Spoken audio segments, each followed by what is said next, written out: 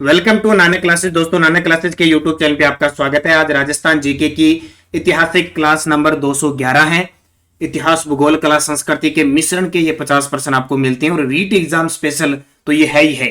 तो परीक्षाओं में सबसे ज्यादा रिपीट होने वाले क्वेश्चन आपको यहाँ मिलते हैं। तो स्टार्ट करते हैं आज की क्लास। इसका टेस्ट आपको 7 बजे सुबह की करंट अफेयर्स की क्लास के क्वेश्चनों के साथ मिल चुका है। जिस विद्यार्थी ने अब तक हमारे नानक क्लासेज ऐप को डाउनलोड नहीं किया है वो प्ले लिस्ट से जाके कर लें। और राजस्थान जीके की ये जो क्लास अब 9 बजे आ रही है, इसका टेस्ट आपको 7 बजे मिल रहा है नानक क्लासेज ऐप पे।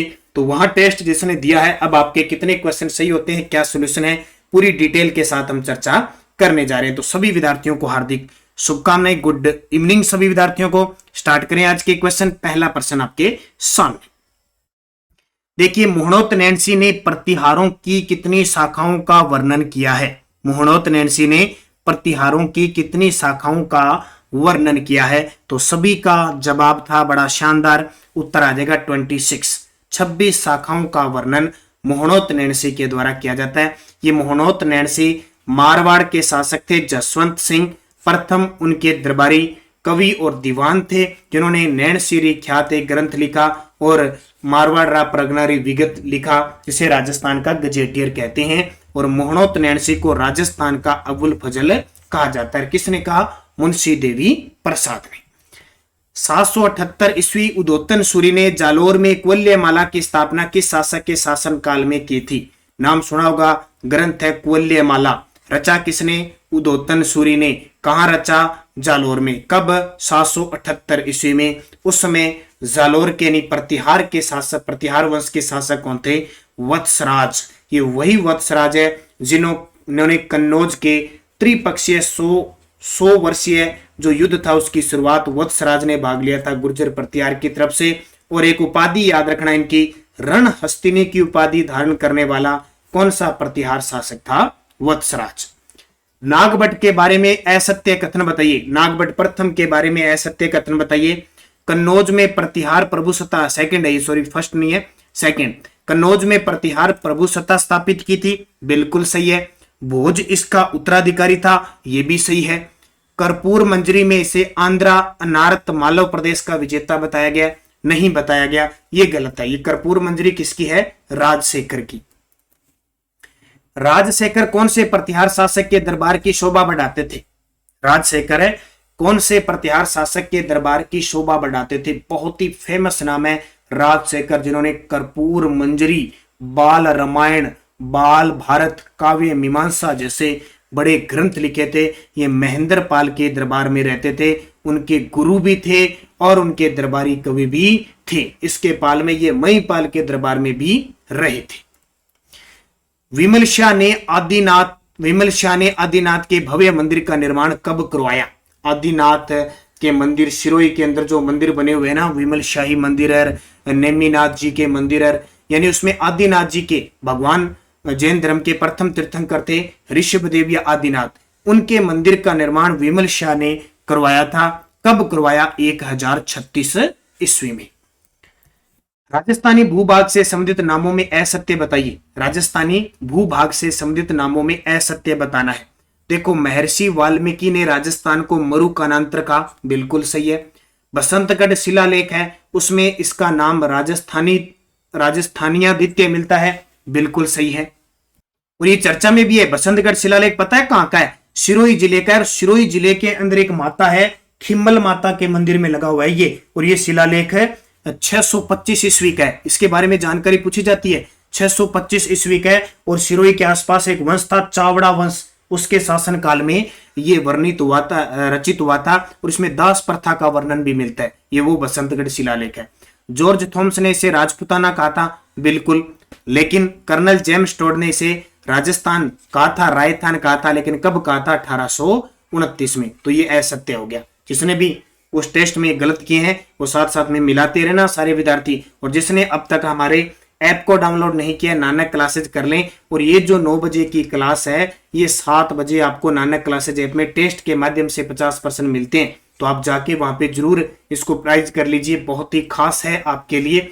वहां टेस्ट लगाने के बाद यहाँ तथ्य मिल रहे हैं। और सुबह करंट के क्लास के जो क्वेश्चन है ना, वो भी इस क्लास में शामिल हो रहे हैं, 5, 6, 7 जितने भी हैं। तो रीट के लिए वनपाल वन रक्षक है, एलडीसी है, PTI second grade first grade सब एग्जामों की दृष्टि से इंपॉर्टेंट है, बीएसटीसी है सबके लिए। तो सुबह की करंट और शाम की 9 बजे की क्लास ये आपकी तैयारी के 4 चांद लगाने वाली है हमारे, ये ध्यान रखना। तो सही जवाब हो गया।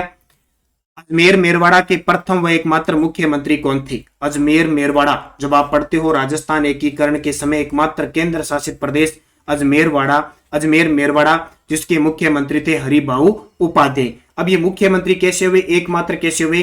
क्योंकि केंद्र शासित प्रदेश था और वहां अलग सी विधानसभा थी और उसको कहते थे धारा सभा। क्या कहते थे? धारा सभा। इसमें सीटें थी 30। इसका एकमात्र मुख्यमंत्री हरिभाऊ उपाध्याय थे। कीर्ति कौमुदी ग्रंथ के रचयिता सोमेश्वर किस शासक के दरबारी कवि था? कीर्ति कौमुदी ग्रंथ के रचयिता सोमेश्वर किस शासक के दरबारी कवि थे? धारावर्ष के। किसके? धारावर्ष के। निम्न को सुमेलित करो, विभाग और संबंध बताना है। देखो ये राजवंश है ना, रीट के अंदर है, चाहे वनपाल वन सब में राजवंश जहां टॉपिक दिया हुआ है, तो राजवंश उनकी शासन व्यवस्था, प्रशासनिक, ऐतिहासिक, युद्ध, ये सारे काम आएंगे। तो देखो अक्ष पल्लिका राज्य के आय व्यय का ब्यौरा रखता था, बिल्कुल सही है।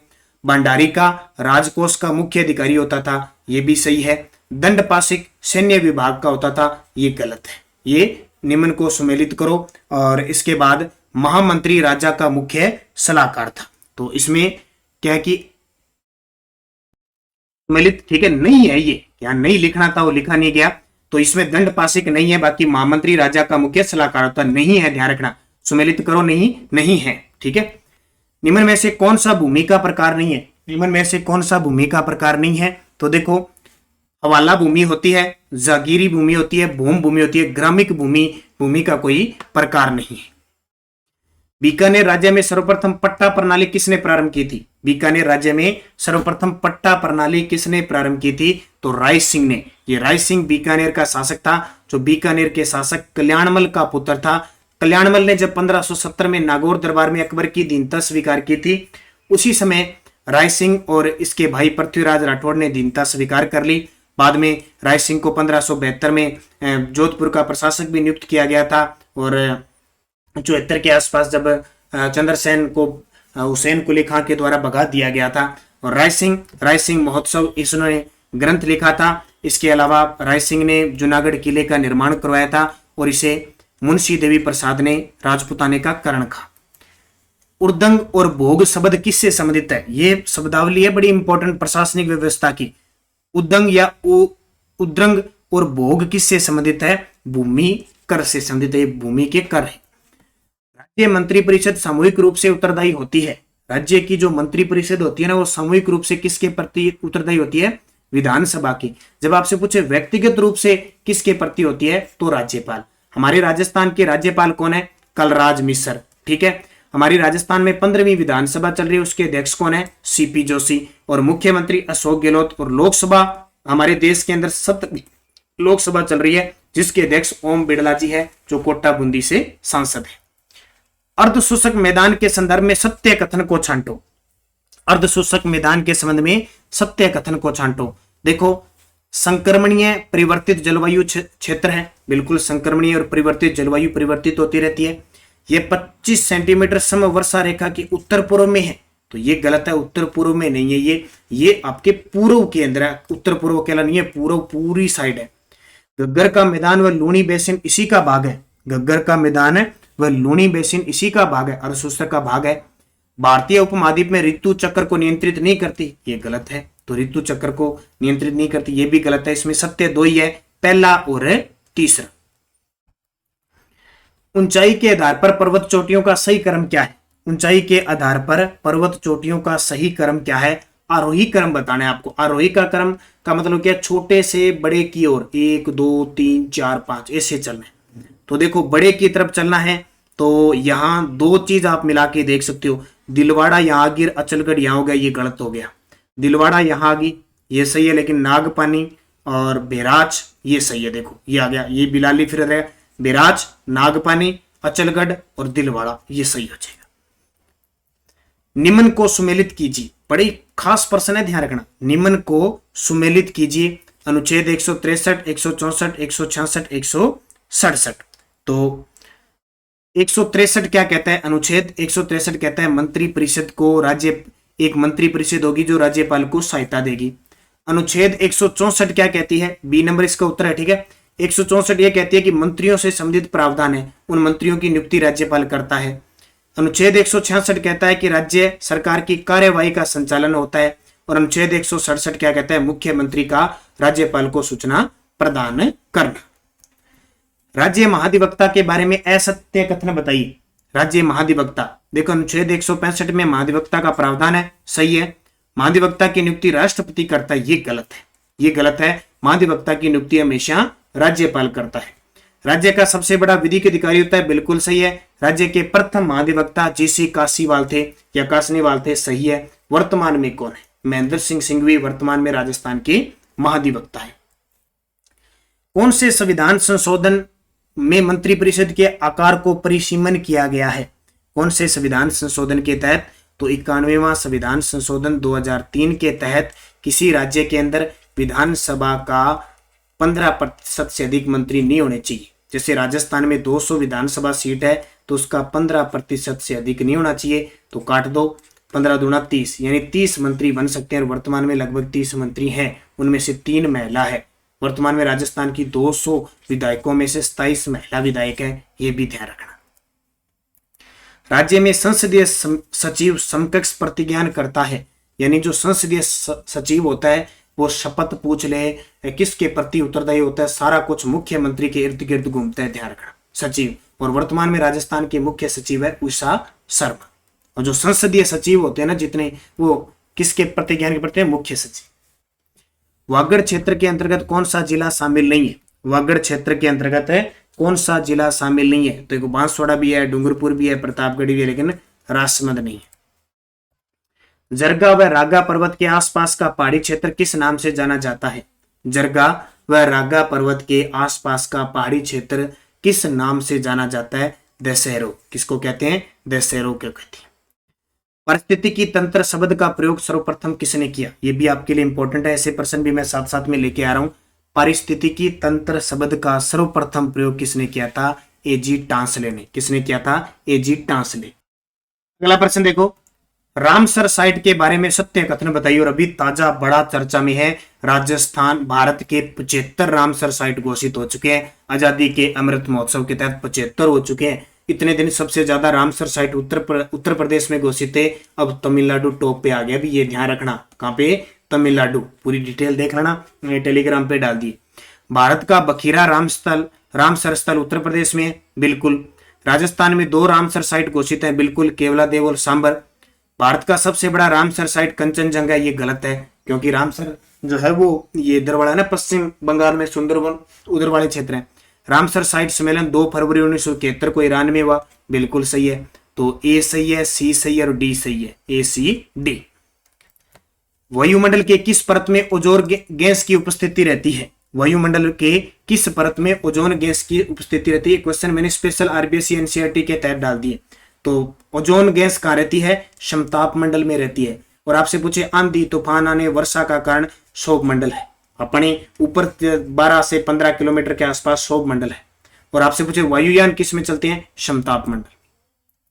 बूंदी राज्य की स्थापना किसने की थी? तो बूंदी राज्य की स्थापना देवाहाड़ा ने की थी। कई बता रहे बुंदा मीणा ने, देवाहाड़ा ने बूंदी राज्य की स्थापना की थी। किस बूंदी शासक की पत्नी ने होलकर की राखी भेजकर आमंत्रित किया था? किस बूंदी शासक की पत्नी थी जिसने होलकर को राखी भेजकर आमंत्रित किया था? आपको याद होगा 1734 में स्वाई जय सिंह के उत्तराधिकारी संघर्ष को लेकर ये बूंदी का जो दलेल सिंह और बुद्ध सिंह आड़ा थे, ठीक है, उनके चक्कर में पहली बार मराठों का आगमन हुआ था। ये बूंदी के उत्तराधिकारी को लेकर हुआ था अपने राजस्थान के अंदर मराठों का आगमन, तो वो बुद्ध सिंह। राव शत्रुसाल के बारे में असत्य कथन बताइए। राव शत्रुसाल के बारे में असत्य कथन बताइए। देखो, वह रतन सिंह का बेटा था, गलत है। शाहजहां ने इसे राव की उपाधि दी थी, बिल्कुल सही है। इसकी स्मृति में 84 खंभों की छतरी का निर्माण करवाया गया, बिल्कुल सही है। ये शामूगढ़ के युद्ध में वीरगति को प्राप्त हुए थे, ये भी सही है। तो ये असत्य है। कौन से शासक बूंदी का श्री जी के नाम से जाना जाता था? कौन सा शासक बूंदी का श्री जी के नाम से जाना जाता था? ये क्वेश्चन पता है कहां पे मिलेंगे? ये आपको जो ये बुक है ना हुकुमचंद जैन कीर, महेश्वर वर्णवाल कीर, वहाँ जो हिस्ट्री के पॉलिटिकल के और ये सारे जितनी भी बुकें हैं उनकी वहाँ मिलेंगे ऑथेंटिक, हिंदी ग्रंथ अकादमी वाली बुक है वहाँ पे। तो कौन सा शासक बूंदी का श्री जी के नाम से जाना जाता है? तो उमेद सिंह। तभी कह रहा हूँ ये 9 बजे की क्लास लेते रहे और 7 बजे ये टेस्ट लगाते रहे ना ऐप में, आपको न कोई एनसीईआरटी न कोई आरबीएससी न आपको हिंदी ग्रंथ अकादमी कोई भी बुक पढ़ने की जरूरत ही नहीं है। चाहे रीट वाला विद्यार्थी है कोई भी, सुबह 7 बजे की करंट की क्लास आप पढ़ते रहो, आपको कहीं से भी करंट पढ़ने की जरूरत नहीं है राजस्थान का। और 9 बजे राजस्थान जीके की क्लास लगाते रहो, आपको ध्यान भटकाने की जरूरत ही नहीं है। अब बहुत सारे रीट के विद्यार्थी सर क्या पढ़े, कौन सी बुक पढ़े, कैसे पढ़े, अरे जरूरत नहीं है आपको। राजस्थान जीके ये रोज क्लास चलाते रहो, 2 दिन लगाते हो, 3 दिन लगाते हो, फिर नहीं लगाते, लगाया करो आप डेली। मैं कह रहा हूं बस, मैं इतनी कोशिश करके इतनी मेहनत करके आपको मैटर दे रहा हूं, तो आपको करना क्या, आपको तो देखना ही है, कितना आसान काम है। कौन सा शासक बूंदी का श्री जी के नाम से जाना जाता है? तो बूंदी का शासक कौन सा? उमेद सिंह को श्री जी के नाम से जाना जाता है। निम्नलिखित में से सुमेलित नहीं है, निम्न में से कौन सा सुमेलित नहीं है? देखो प्रतिहार मंडोर और जालोर में आए थे, बिल्कुल। बीनमाल जालोर। परमार मालवा जालोर और वागड़ क्षेत्र में थे, बिल्कुल सही है। सोनग्रा चौहान अजमेर जालोर, ये गलत है। चौहान अजमेर में तो आए थे लेकिन सोनग्रा चौहान अजमेर में नहीं आए थे, ये जालोर साम्राज्य के थे। कीर्तिपाल, उदय सिंह, चाचिंग देव है, ये जो शासक थे, मालदेव है, कान्नड़ देव है, ये शासक थे। तो अजमेर में नहीं आए तो असत्य हो गया। भाटी, जैसलमेर और मानगढ़ में थे। राजस्थान का प्रवेश द्वार किसको कहा जाता है? राजस्थान का प्रवेश द्वार कौन सा है? तो भरतपुर को। पूर्वी प्रवेश द्वार धौलपुर को, सिंह द्वार अलवर को। चौहानों की कुल देवी, चौहान जो वंश थे ना उनकी कुल देवी है शाकंभरी माता, क्योंकि संबर के चौहान जहां से स्टार्ट हुए थे वहां शाकंभरी माता थी। और जीण माता सिक्कर के मीणाओं की कुल देवी जीण माता। निम्नलिखित में से असत्य कथन बताइए लोक देवता और मेले के बारे में। देखो मेहाजी का नाम सुना है, मेहाजी मांगलिया, जिनका जन्म बापनी जोधपुर में हुआ था कृष्ण जन्माष्टमी के दिन भादवे में। सही है, अब जो भादवा महीना है कृष्ण जन्माष्टमी की थी, भाद्रपद कृष्ण अष्टमी। मल्लीनाथ जी तिलवाड़ा में कृष्ण एकादशी को जन्म, ये गलत है, इनका महीना चैत्र महीना है। तेजाजी पर्वतसर नागौर में जन्म हुआ था भाद्रपद शुक्ल दशमी को, ये तो सही है। देवनारायण जी आसिंद भीलवाड़ा के अंदर है, शुक्ल षष्ठी और सप्तमी भाद्रपद इनके लिए प्रसिद्ध है, तो ये भी सही है। तो मेल कौन सा नहीं खाता? मल्लीनाथ जी से संबंधित चैत्र महीना है। राम सनई संप्रदाय से संबंधित संत नहीं है। अब राम सनई संप्रदाय की राजस्थान में 4 शाखा है, कौन कौन सी? शाहपुरा, खेड़प्पा, सिंहथल और रेण। रामचरण जी है, रामदास जी हैं, दरियाव जी है, एक हरि रामदास जी है। हरि रामदास जी फिक्स पर्सन है, पेपर में आते हैं। संत दास जी नहीं, ये संत दास जी जिन्होंने गुद्दड़ संप्रदाय चलाया था, जिनकी जो पीठ है वो दांतड़ा भीलवाड़ा के अंदर है। रामचरण जी ने शाहपुरा, रामदास जी ने खड़प्पा, दरियाव जी ने रेण नागौर, हरि रामदास जी ने सिंहथल शाखा के प्रवर्तक थे। ऐसे याद रखनी चीज। निम्न में से कौन सा कथन सही नहीं है? कौन सा बोलियों से समझे था कि देखो खिराड़ी शाहपुरा और जाजपुरा भीलवाड़ा में बोली जाती है, बिल्कुल। देवड़ा वाटी सिरोही में बोली जाती है, बिल्कुल। मेवाती अलवर में बोली जाती है, गोड़वाड़ी बाड़मेर क्षेत्र में नहीं जाती। ये लूणी के प्रवाह क्षेत्र, ज्यादातर पाली जालोर इस क्षेत्र में बोली जाती है, बाड़मेर में इसका लिंक नहीं है। हमीर महाकाव्य निम्न में से किसकी रचना है? हमीर महाकाव्य नयन चंद्र सूरी, हमीर महाकाव्य नयन चंद्र सूरी, याद रखना। पृथ्वीराज विजय जयानक भट्ट ने लिखी थी, ये भी याद रखना। निम्न में से कथनों को सही सुमेलित करना है आपको, निम्न में कथनों को सही सुमेलित करना है।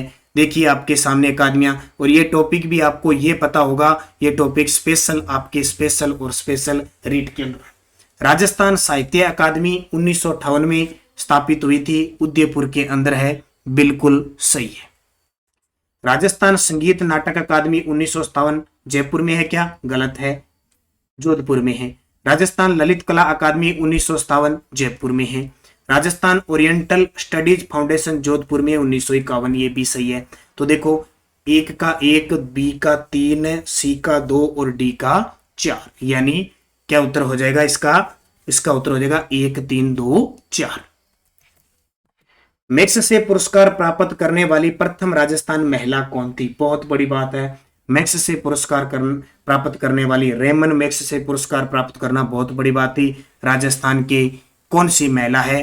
अरुणा राय, जिन्होंने सूचना के अधिकार अधिनियम के तहत जागृत किया था और राजस्थान देश का पहला राज्य बना जिसने सूचना का अधिकार अधिनियम शुरू किया। तो ये इंपॉर्टेंट है। रत्ना शास्त्री को पद्म श्री और पद्म भूषण मिल चुका है। जानकी देवी बजाज को पद्म विभूषण मिला। गिरिजा व्यास, ये व्यास थी। राजस्थान का नेहरू की स्वतंत्रता सेनानी को कहते हैं, तो जुगल किशोर चतुर्वेदी को राजस्थान का नेहरू कहते हैं। ये भरतपुर के थे और आपको पता होगा कि मत्स्य संघ बना था राजस्थान एकीकरण का पहला चरण, उसमें उप प्रधानमंत्री थे जुगल किशोर चतुर्वेदी। इन्हें भारत का नेहरू, युवा नेहरू कहते हैं। साथ में राजस्थान की आकृति के संबंध में असत्य कथन बताइए। देखो, राजस्थान की आकृति विषम कोणीय चतुर्भुज के समान है, पतंग के समान है, रोम्बस नाम से प्रसिद्ध है। सम चतुर्भुज राजस्थान की आकृति नहीं है। रेड क्लिफ सीमा आयोग में निम्न में से सदस्य शामिल थे। रेड क्लिफ रेखा बनी थी ना 1947 के अंदर, उसमें आयोग बना था। उसमें कौन सदस्य शामिल थे? तो मेहरचंद थे, जस्टिस मेहरचंद, दीन मोहम्मद थे और तेज सिंह, तीनों ही थे। तो उपयुक्त सभी। अरावली पर्वतमाला का उत्थान किस काल में हुआ? अरावली पर्वतमाला जो राजस्थान में लगभग 550 किलोमीटर है, इसका उत्थान शुरुआत हुई थी, एक वलित पर्वतमाला थी। वर्तमान में ये अवशिष्ट पर्वतमाला कहलाती है। इसका पूर्व कैम्ब्रियन काल में इसका उत्थान हुआ, शुरुआत हुई। निम्न में से 33 सागर के अवशेष माने जाते हैं। निम्न में से 33 सागर के अवशेष माने जाते हैं। अब 33 सागर देखो, राजस्थान 4 भौतिक भागों में बंटा हुआ है।